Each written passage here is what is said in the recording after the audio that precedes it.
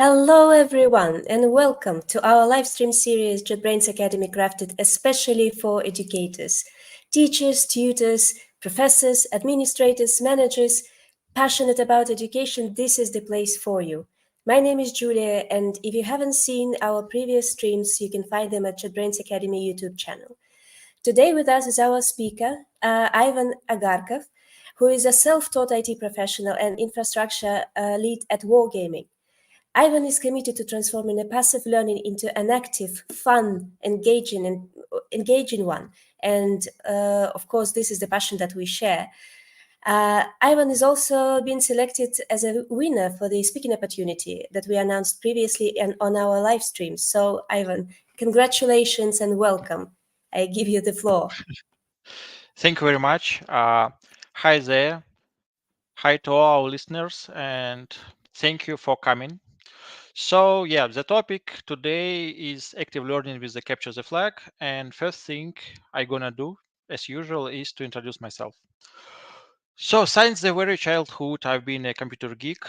I believe I got access to computer at the age of 7 or something like this because my mother is a software engineer as well. So by the age 13, I got my first job. This is another fun story because literally I was able to find vulnerabilities at my local internet service provider and prove them that they did some security wrong. So now I'm 35, so I have like 21, 22 years of experience in the IT field. I'm still here at management position.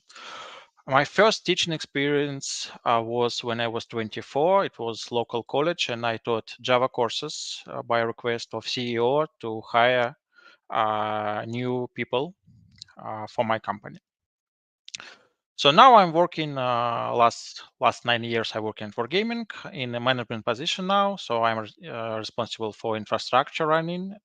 But I used to be a security engineer, and I'm also our Gaming Forge maintenance program head. Our Gaming Forge is a set of courses we run every year to select students and recent graduates to be our interns. And I'm responsible for running one of these courses called maintenance course that creates DevOps engineers after this internship. So this is the agenda for today. I will first explain the problem how I see it. I will give you a bit of context about capture the flag games, provide you details if you will decide to implement it, give you some surprise activity, conclusions, and Q&A at the end. I think that's quite typical. So let's begin with the problem. Usually, teaching someone is challenging. And I have a first question to you all to think about. I can't hear your answers, but it's going to be good if you will try to answer it for yourself. What it takes to be a teacher? For me, this is quite simple. It means to be a constant learner. To teach, I need to learn and I need to educate myself. I was able, and I think if I will name the only skill I have is the skill to learn things fast. For last years, I've been learning a lot of new things like Greek language, like music, and other stuff. And to share how I teach, I first should share how I do learn. And usually I educate myself. So for me, the most important part of learning is having fun. If it's not fun, I am not going to have any motivation to learn because usually topics are hard and broad and I need to have fun during the learning. I'm trying to immerse myself into this topic, surround myself with the environment, like starting with YouTube videos and Telegram chats and finishing with people who are passionate about this topic. Everything I hear, everything I've been told, I question and test. I never believe anything until I tested it myself. And I'm trying to judge myself by my own standards. And I think this is very important at the early stages to develop these standards, to understand if I'm moving in the right or wrong direction with my education. because if we will rely on some third-party comments, let's say we may find ourselves in very wrong direction and we have spent many years doing it wrong. This can happen. And I'm trying to apply the same principles when I teach. I never state that something is final, like there is always a better solution. I can say that this solution works for me. I'm doing it this way, but I always keep the opportunity for my students to find better solution, and I believe that it's always has a better solution. For example, 5 years ago, we didn't have all this LLM stuff, and Google thinks was the right solution. For now, asking ChatGPT or another AI bot could be better solution, and that's true. I'm trying not to judge my students. I'm trying to set them criteria so they can develop their own judgment and their own standards to judge themselves. Because from my point of view, it works much better.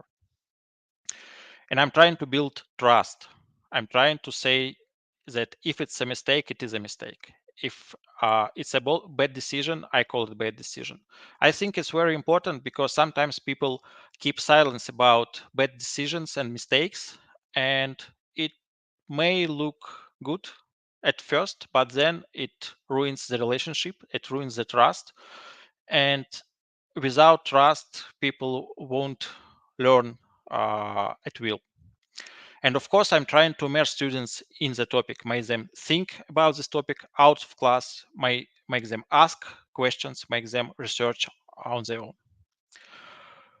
But last is quite hard to accomplish because usually I would say I would divide all courses I teach into two parts, two types. Of course, we can create as many types as we want, but usually it's good to divide them by two.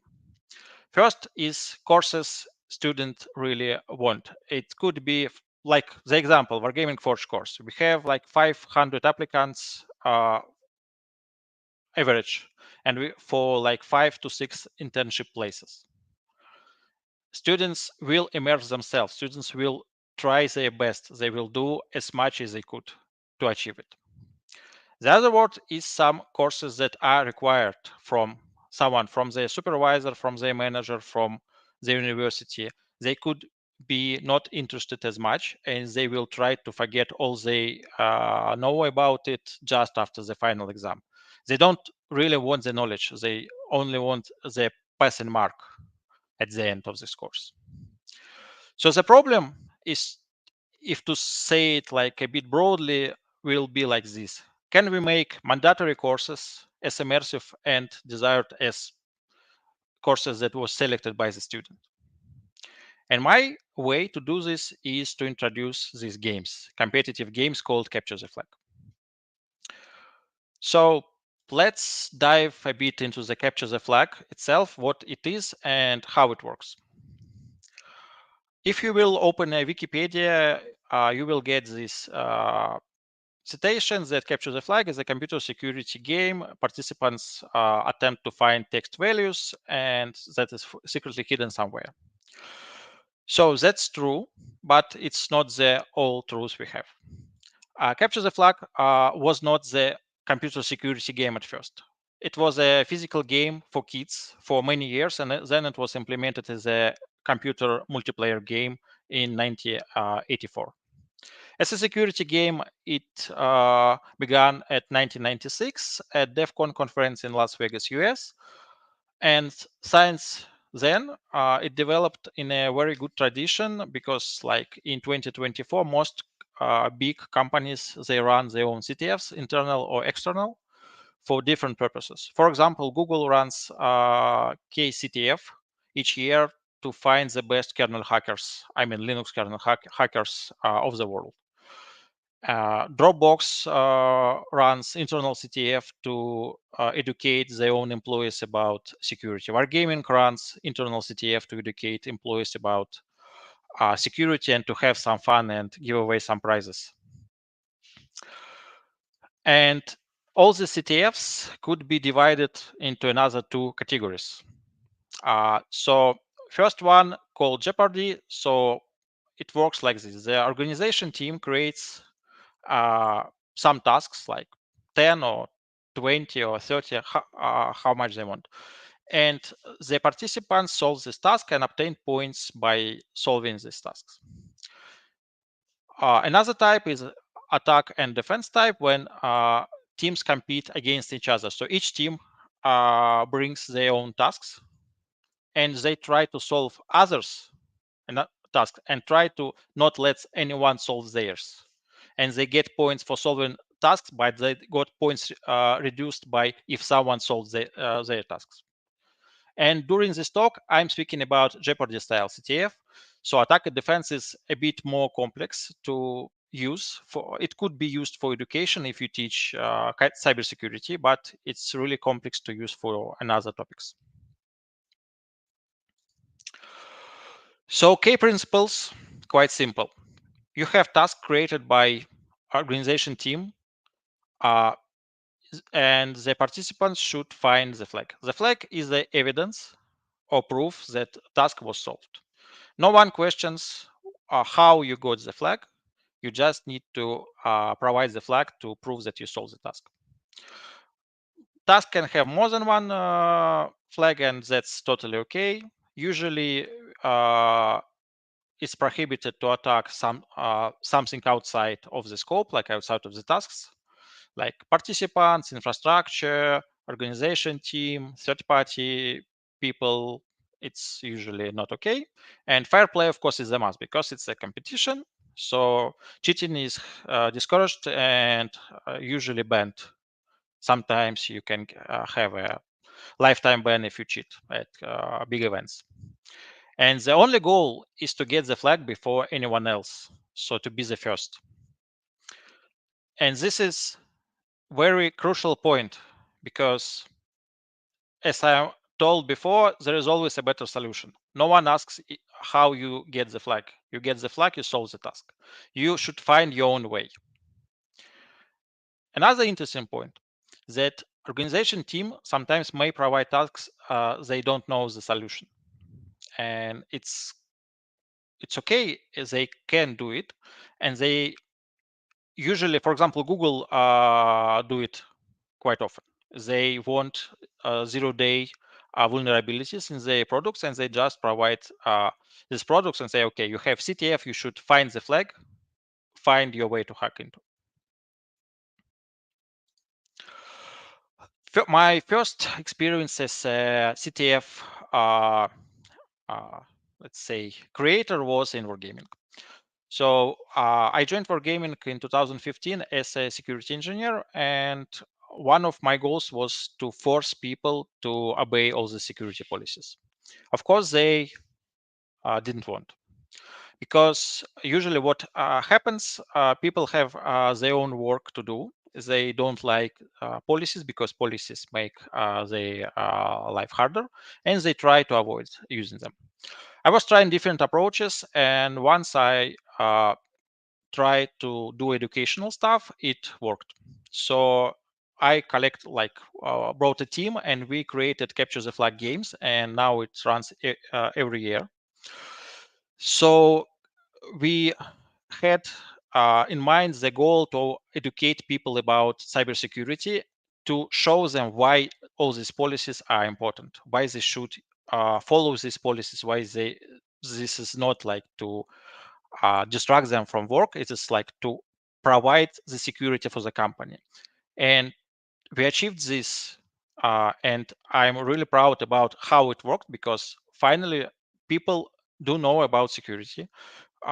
People understand that we're doing it to help them to make our environment safe, and that we are not just creating rules to make rules. We're creating rules because we had some incidents, because we had something to secure. And now it's I would say the most desired event for engineers, because engineers, they start asking about where's going to be the next capture the flag game, like 2 weeks after the previous one ends. It's great, and it's like already 6 or 7 years running, and it's running every year with great success. So then I use this technique in different courses, including Wargaming Forge courses. And a year ago in 2023, I got an opportunity to teach computer networks course in local university here in Cyprus. So by that time, I was a manager already for like 3 years. So of course, I wanted this opportunity very much because I wanted to refresh my hard skills. It's really hard to keep up with hard skills when you do a more talking than coding or using your hard skills every day. So I had one semester to teach people most of the computer networks, and if you be honest with you, so it's really hard to teach computer networks in a fun way, because if you will open any modern book, you will find a lot of theory, a lot of information you need to remember. And usually people don't want to remember all this information, like all these headers sizes, all these bytes, packets, orders, OSI 7 model, protocols, different types, routing, all this stuff. So I decided to use the same CTF approach. All the homeworks were CTF-like homeworks. Most labs during the course were CTF-like labs with the flags, and the exam itself was a big CTF game, just 24-hour game. And I even managed to give away some small, very cheap prizes to make students engaged, like USB drives, tokens, T-shirts like this, and so on. And I believe it was a success as well, because I got very warm feedback from students. And I, because I'm interviewing people a lot in my position, I can compare how good or how bad my students know the topic compared with others. So I believe we did a great job and it worked. So about the feedback and how I can evaluate the results. What worked well, the knowledge of this topic, both security and networks, seemed really high according to what I saw before. And participants continued to study topic on their own, even between the session, between the lessons, between the games. They tried to do the something. Uh, Participants discussed a lot of stuff outside of class or working hours, because I saw people gathering like at the evening in someone's room trying to figure out how to solve this task.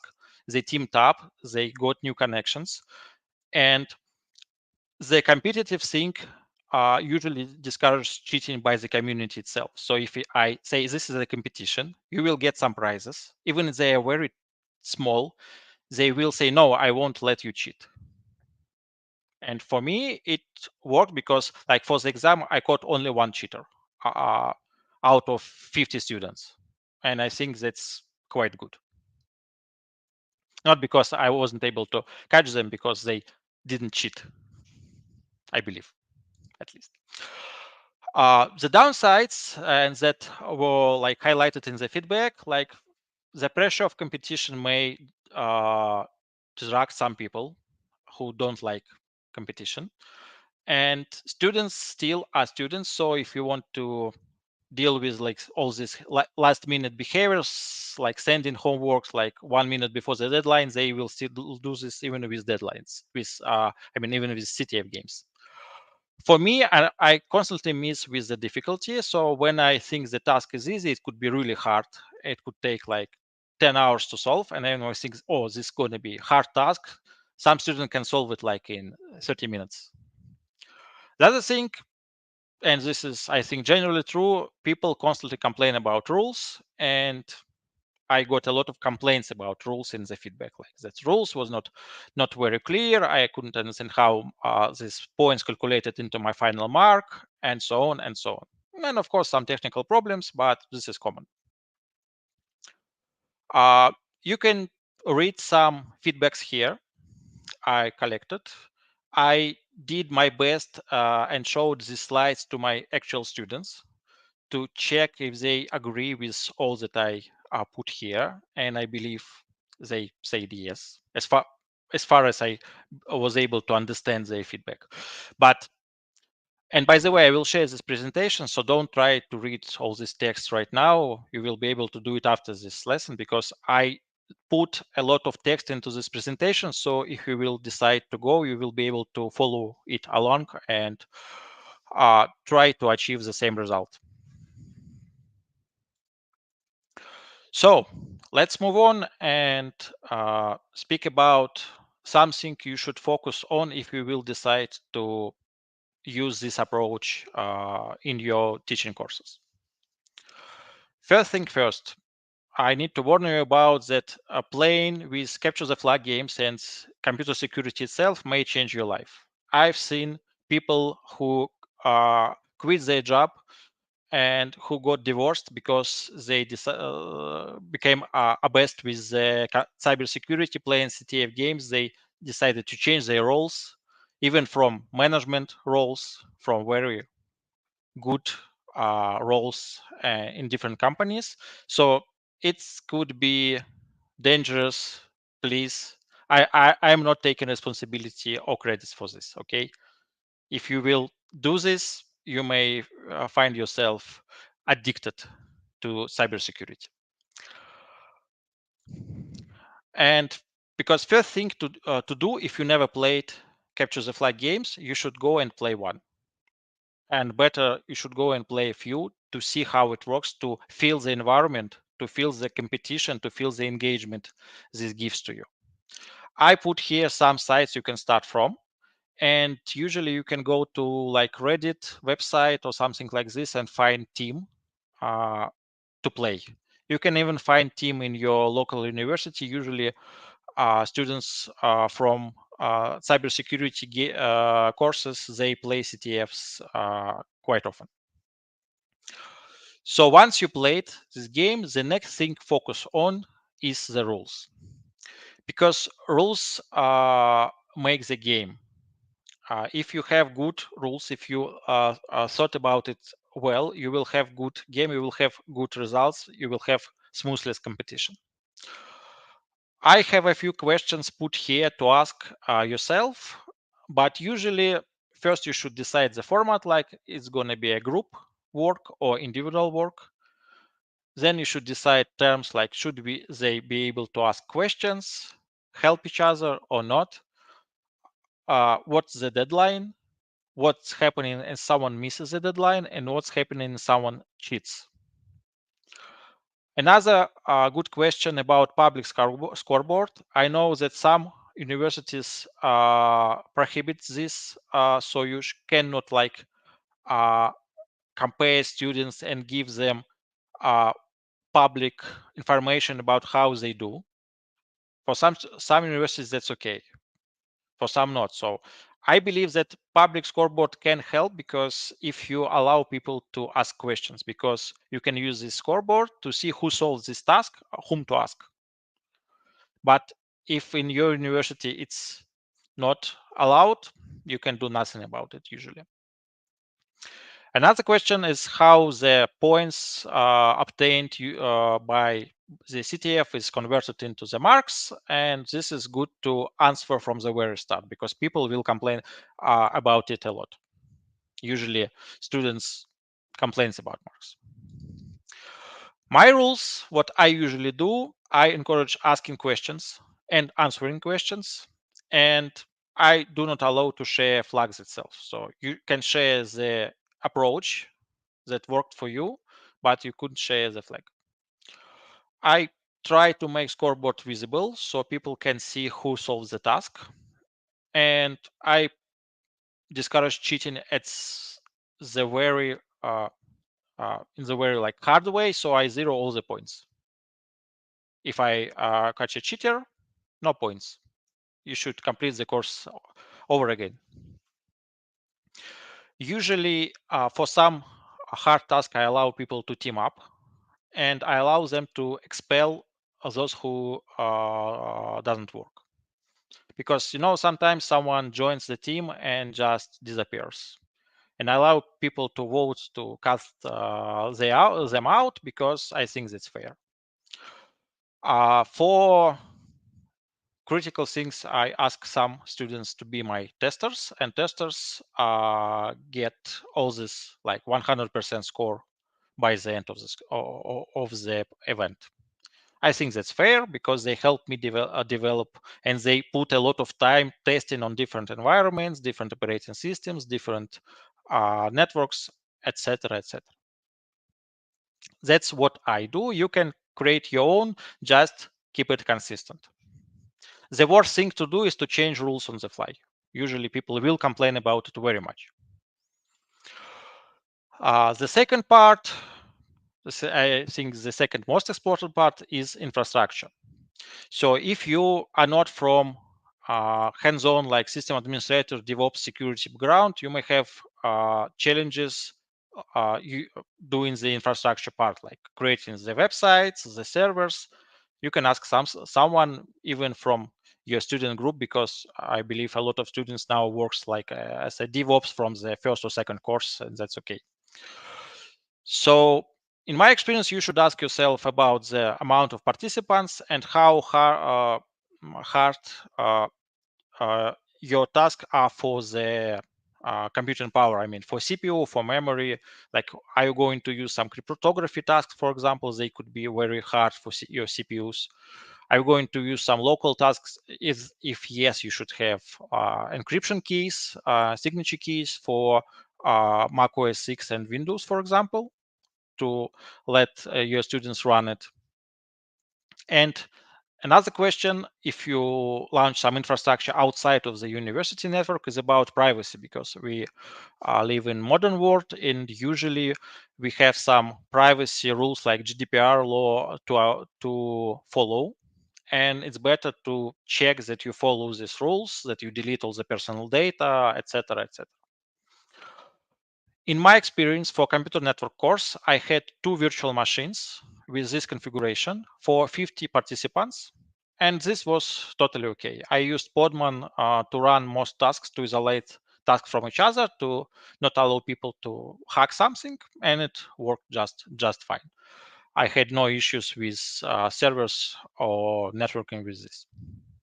I believe if you have some kind of group like this, you can have the same configuration and it will work for you. Next most, it's not very important, but I believe it helps to have great communication and to have two-way communication channel open, because some complaints I heard was that our professor gave us an assignment and disappeared for like next 2 weeks. We had nowhere to ask questions. No one answered our questions.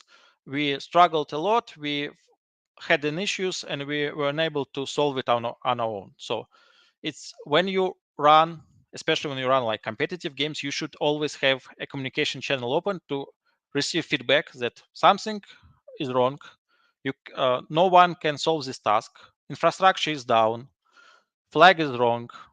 Whatever may happen. And important part, you will do mistakes. It will happen. Please, please, please accept these mistakes and say, okay, I screw it up. I will fix it like in 30 minutes. Be patient. It, in my experience, it works much better than trying to hide mistakes, to say, no, it wasn't a mistake, it was a feature. No, please. Because you need to build a trust with people you are teaching. It's I can't stress how much it is important, in my opinion, to build this trust, to accept, to allow people, because if you accept your own mistake, you allow other people, your students, to do mistakes. They will show you their mistakes and they will teach from their mistakes a lot. And this is the communication part, and I believe you should think about it. The task design is up to you. The more experience you will get with capture the flag games, the more fancy task you will be able to develop. General rule, like, try to keep one task for one topic. I mean, if you're doing task for, I don't know, SSL protocol, keep it about SSL protocol. If you are doing task about cryptography, keep it about cryptography, not about something else. Question I ask myself, like, is it fun? I'm going to have fun to solve it. And usually I ask someone from my friends or colleagues to solve this task and to say how much fun they got. If it's fun, it's okay. And if you know the solution of this task, uh, I would recommend to prepare a few hints for this, like 1, 2, up to you, because just to have it already written to share with students if you see that your group is struggling to solve it. But it's really comes out of experience. So once you get a lot of tasks solved by yourself, playing different types of games like this, you will get enough experience to create really great tasks. And one more time, it's totally okay to put task you don't know solution for. I did it. I competed with my own students who gonna solve it first. And if they beat you, it means you get some students that are better than you. You feel the dream of every teacher to have such a student. And I believe it's really interesting part. Just be open about it. Just say, I don't know the solution yet. Let's go and find it. And for me, it worked just fine. Here is some examples of tasks I gave to my students during the computer network course. Sorry, I can't share tasks I created for wargaming because it's like covered by all these licenses and NDA, but I can share a task I created for this course. So I believe that by implementing these solutions, for example, the first task with SSL TLS protocol, my students got much more knowledge because this was self-taught knowledge. They did their research. They found the SSL protocol internals. They found the answer. They found some students created like the patched client. Some students did like a brute force to just find the constant. Some students read all these papers about SSL protocol. Some not, but they developed their own way to solve this challenge. They got the result, and they got this dopamine out of this result. And this is like very, you have instant reward. You put some effort, you solve the task, you get the reward. All these tasks, to be honest, are tricky. You can try to solve some of them on your own. I believe it will take some time, but once you solve it, you have all this knowledge, you possess it, you got it, you taught it by yourself.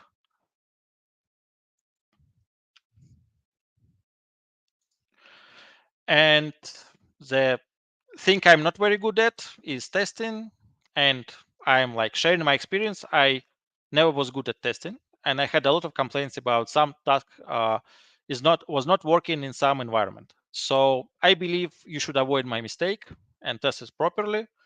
But if not, try to find some volunteers to test it, because all this task I'm telling you about was sometimes broken, and I had complaints about it, and that's okay. That's part. I was open about it, so yes, I did the mistake, and that's okay. The problem with cheating can be very frustrating, so I see it that way. I encourage people to to play fair because it's a competition. I'm trying to make cheating unacceptable among the group. I can't control all my students. I can't control all my participants. Like for wargaming, we have more than 200 participants in capture the flag games. It's impossible to control them all, but it's possible to create the culture. That's why I'm telling you that trust is very important for this. To create the culture that cheating is unacceptable, is discouraged, that cheating is not something you like, you're very smart, you are smart at your teacher. No, you have stolen something from your teammates who did this job.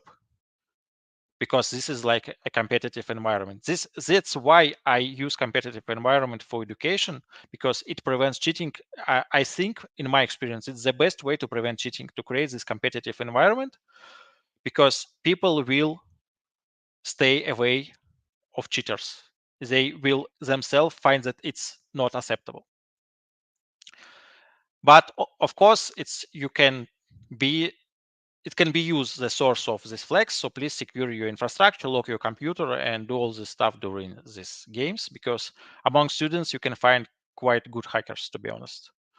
So yeah, culture is important, but keep yourself secure, especially if it's like something like exam or quite important game. And exams, I have an experience of these exams, and I believe it was good example of the exam, because I got all the warm feedbacks about how good the exam was. It was just 7 tasks on all the topics we covered during the course, and people had 24 hours to solve it, and they could ask questions. And as I told you, only one person was caught as cheater, and only one person failed to pass the score. So I think it was a success. And later, my students decided to create their own networking lab to educate themselves to next level of the computer networking. I believe that uh, was because I put some interest to this topic into their minds. The unexpected surprise. So because I believe you won't be able to play CTFs, like high-level CTFs, out of the box, I create a very small, teeny CTF for you. You can scan this QR code, and you will find the very small, it's just 5 tasks, CTF game. And you can go and try to solve it. And I believe someone who solves it first may receive some prizes. Yulia? Yeah, we'll be happy to share for the first couple of winners to share the JetBrains merch. So please follow the link. And especially that I know that there are some experienced people with us in the chat at least. So do try it out. Yeah. And guys, if you are professional cybersecurity experts, please don't play for prizes, because it's a sandbagging. Don't do it.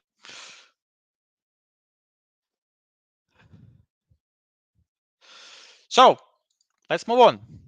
The final part. What the benefits I see of this approach?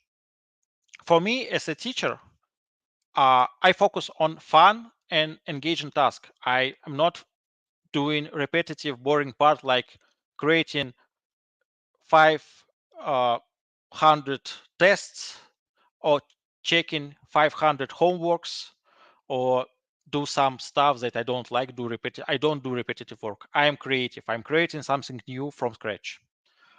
As a manager, I always struggle to find time to use my hard skills, because I most of my working day I'm talking to other people, not creating something new.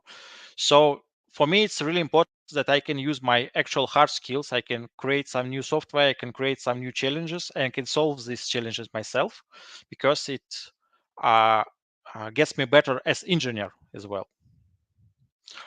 For students, it's instant feedback and instant reward, dopamine reward. They usually, if students have a written homework, they send this homework, they collect some answer in a week or two. It's not that fun. For CTF-like approach, they send this flag. The flag got accepted. They are woo, motivation comes out of it. It works. It's like I'm working at gaming company, so believe me, trust me, it works like this. They educate much faster because they are immersed with this topic all the time. They have it's always in their mind, like, how can I solve this task? They Google it, they try different approaches, they do it even on their free time, and it gives this fast learning pace. The environment itself is more like production. I mean, usually when you work uh, at work, not in the university, you have some tasks to solve, and no one like ask you if you do it the right way or wrong way. If you have the result, if result is okay, it's okay. You can do it any way you want. And it's always okay to ask questions. It's always okay to team up. It's always okay to find your own way to do something. And this approach gives students the same opportunities. They can do whatever they want to get the result. And this comes to creating their own style of solving tasks. Because some students, they do the like very research, like deep into this all this papers, standards, source code. Some just try to guess, to brute force. Some try to use some programming languages to create the solution. Some use social skills to team with people from the previous groups. And the another stuff, they get up-to-date knowledge. Even if I put like 50 years old task now in the CTF environment, they will find modern solution, not the old one. They will find solutions that will work today. From the perspective of knowledge and from perspective, I do a lot of interviews with recent graduates, of course. Self-taught knowledge fades less over time. So a lot of students forget the topic just after the final exams. In this case, they get enough reward and enough attention to this topic to keep it in their minds for some time. I won't say forever, but for some time, this knowledge will be there.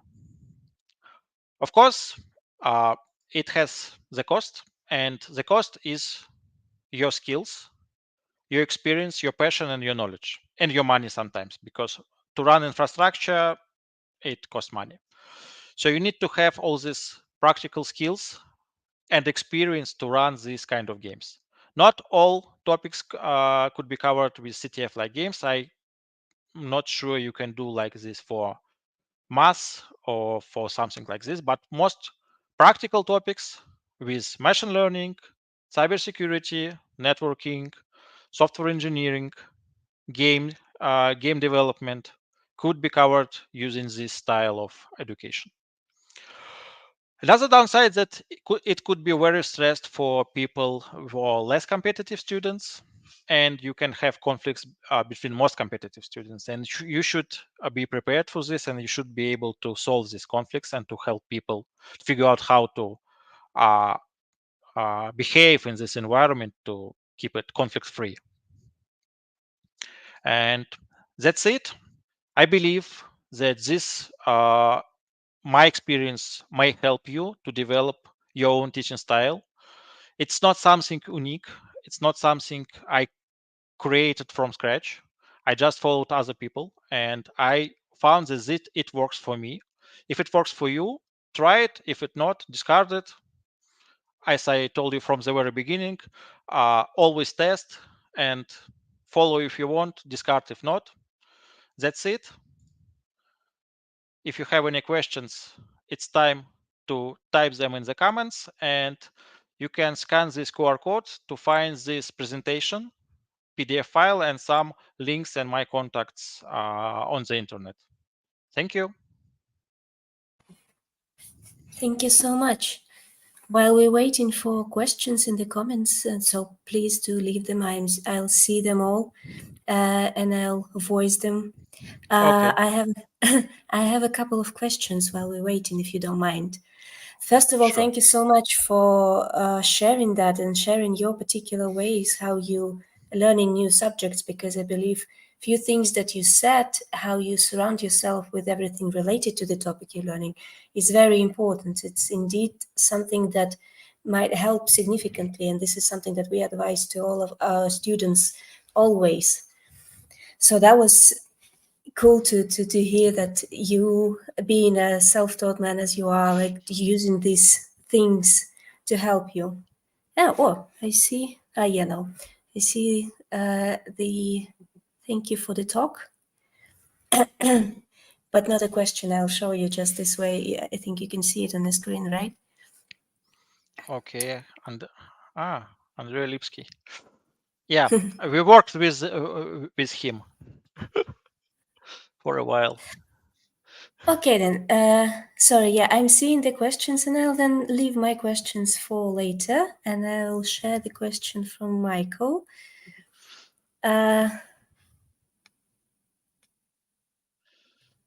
So I'm not a Kotlin user. I was a Java user for some time, and when I was teaching Java, it wasn't a CTF because by that time I wasn't playing in CTFs. But I used like the same approach. For example, for teaching my students Java, I created a server, and with some particular API they should uh, use to get the result. And I let them on their own, so they could each student could figure out the way to connect to the server to use this API. They did their own researches, like someone like follows the instructions, like it was Java Enterprise Edition. I was working with in uh, Moscow for a company that created a lot of Java Enterprise Edition applications for small companies. Like it was how it's called outsourcing work mostly. So I taught my students in that way, and it worked because someone found the solution. It might be not the best solution, but it worked for them, and they got this self-taught knowledge. I really believe that the only way to understand the value of some knowledge is to get it by yourself. Because if someone is telling you something, you will forget it quite soon. If you uh, did some research to find the answer, it will stay with you forever. For DevSec stuff, of course, it's much easier because you have the examples. But for example, you can create competition games. What I saw on a you can create competition games with robots, for example. So people should create a code to solve some robot game to collect the flag. You can create competition among these robots. Who will create the best robot ever using Kotlin? Why not? And this is what active learning is generally about in education, right? So it could be applied to different areas for sure. Like the point is to create a bit of competitive environment and let students to find the answers themselves. The CTF is, from my perspective, because most of my life I was interested in cybersecurity and I did a lot of stuff with cybersecurity. Like I even got my first job as security guy, not as a software engineer. Okay, thank you. But speaking about, you mentioned actually in your presentation that experience in CTF is very important. Yes. And I understand it's important for a teacher who wants to implement this method, but also important for the students, right? For students, no. Most for why it's important. Like we have some like styles and traditions, and it's better that you will follow them and see best practices before you will create your own CTF. Most students of mine saw the CTF the first time I introduced the CTF to them. Some of them followed this path, and now they, for example, I have a few students who decided to write a thesis about cybersecurity topics after this. They got introduced to CTF because, oh, this is interesting. I really want to work in this area. And this Okay, is like that's why I'm telling you that people may change their career path after this. and even family apparently. It may happen. Okay, we have another question from Andrew. So it depends on the size. Like for computer network course, it was like few days per week when like few evenings per week before the next lesson, I was sitting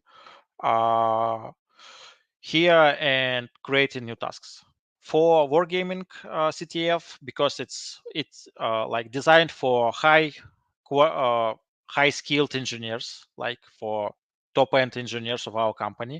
It's a bit harder. It could take like 2 to 3 months to create, because the complexity of the tasks for like competitive CTFs among high level engineers is much harder. It's much harder to create. Okay. And of course, no, I'm not. I never was alone. Even in 2016, I wasn't alone. But it was the first CTF in Wargaming was in 2018.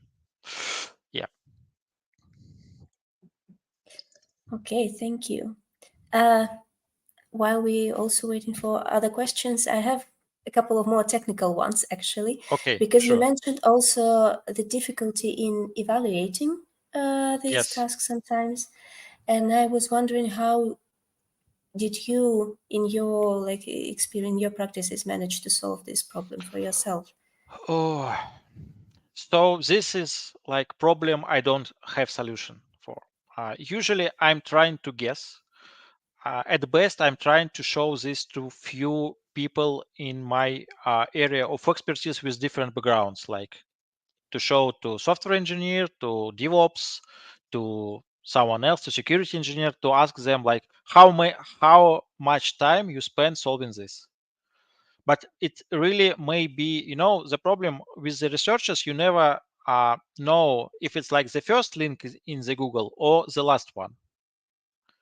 And sometimes the research itself takes like days to solve the task, and sometimes you just got lucky and you have the first link and it works.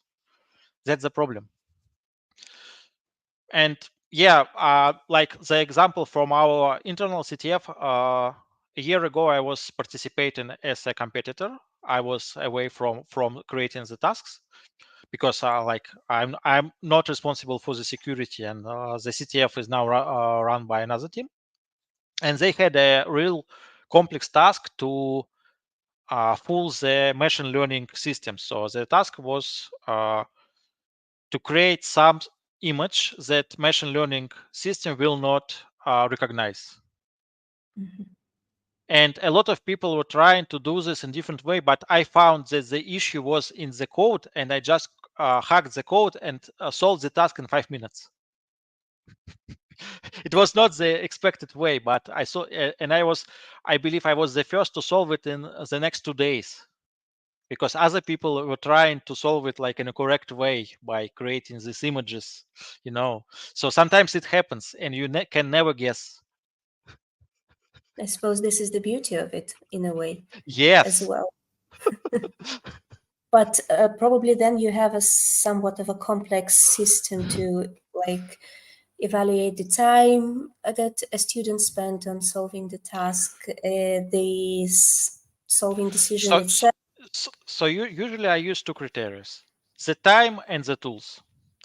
So the time, I mean how much time I believe it will take, and the tools is how complex tools you need to know to use to solve this task. For example, some all the tasks that are provided on the CTF I send the link could be solved without any tools, except one, I believe. Yeah.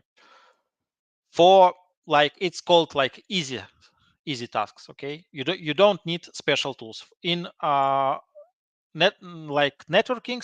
For some tasks you need to know different tools like TCP dump, Wireshark, packet generators, net filter commands, some internal stuff about the operating system you work on, for example, because one task was to filter out the malware I created. It was a real botnet system, and the task was to filter it out. To filter it out, you need to understand how your operating system works, to create these rules into your firewall to filter all this traffic. And of course, it means you need much more knowledge for this. And I understood that this task was hard, of course. So it's like two criteria: tools and time. And with tools, it's always a guess, because I can believe that people know this tool, but it may be not that. Or vice versa, I could think, oh, this is really a complex, hard tool. No one will be able to figure it out. And one guy just was on this course in Udemy, 5 days ago, for exact this tool. And it was, it's solved. Okay. um, Also, I wanted to ask, you mentioned that it is a good approach to students who like to compete. But what Yes. about those who do not enjoy competing that much? How do you, in your practice, manage to motivate them, to encourage them? So I'm trying to set some points goals.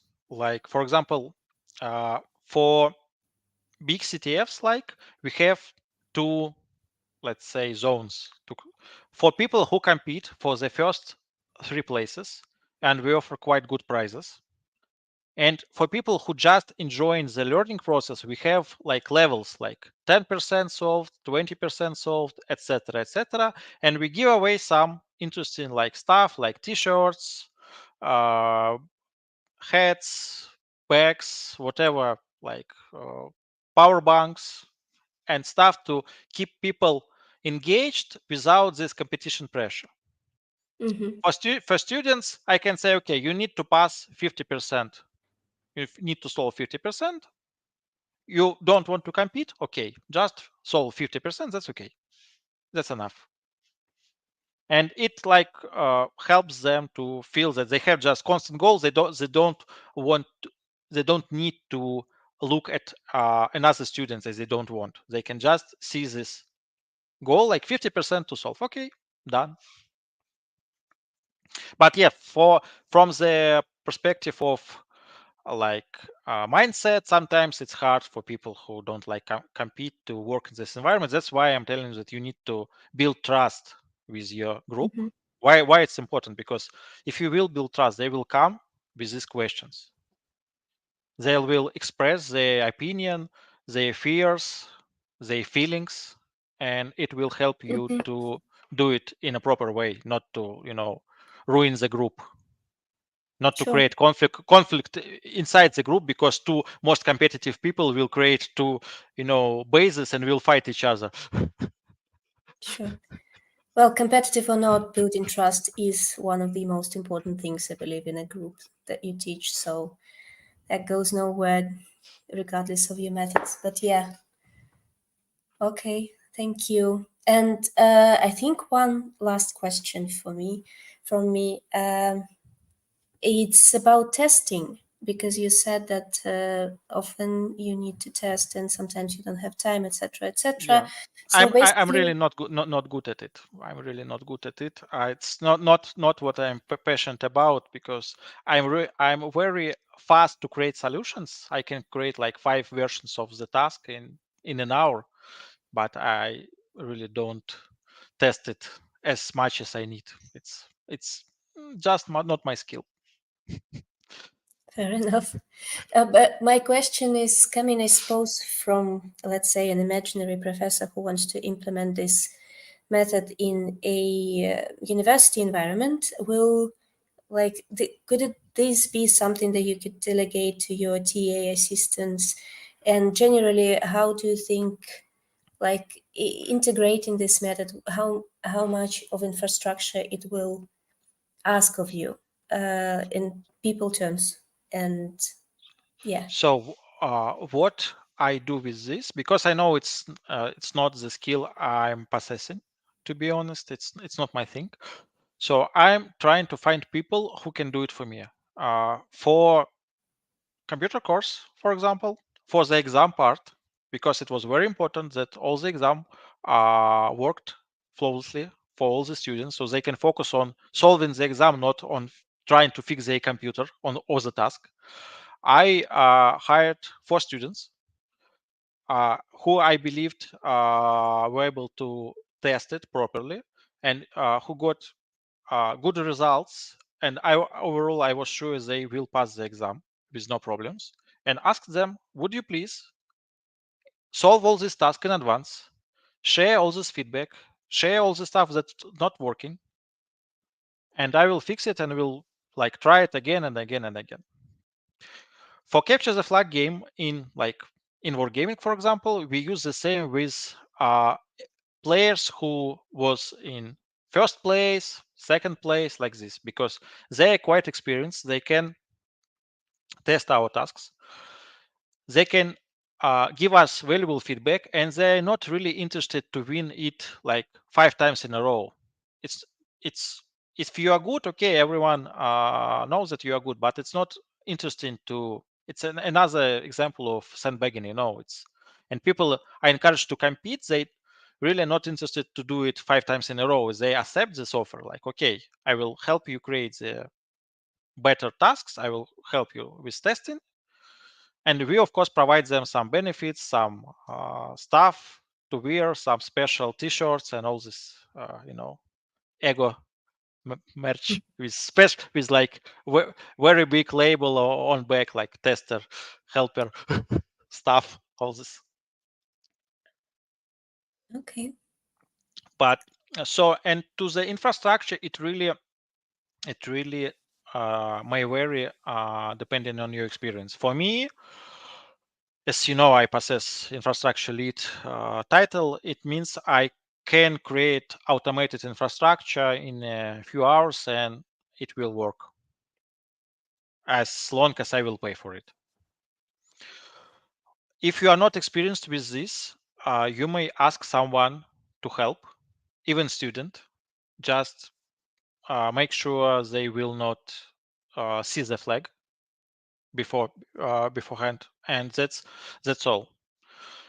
Or you can I believe if you are teaching in a university with good computer science courses, they should have special people assigned for this. And you can ask them, like, because I shared all the tools I use, you can just please create this website, put this tool into, like, do it for me.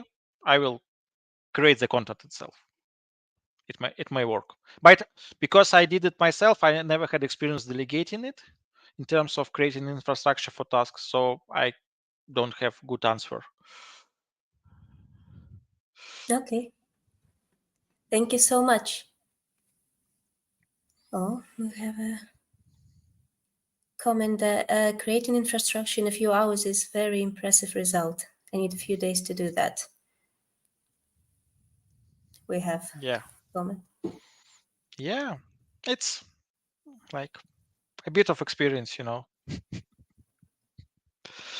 Like the infrastructure for this for this presentation, like for CTF game, I created, I believe, in an hour and a half, and then I went to my training because I had like limited amount of time, so it was like click, new server, install Podman, install all the stuff, run. Okay, it works.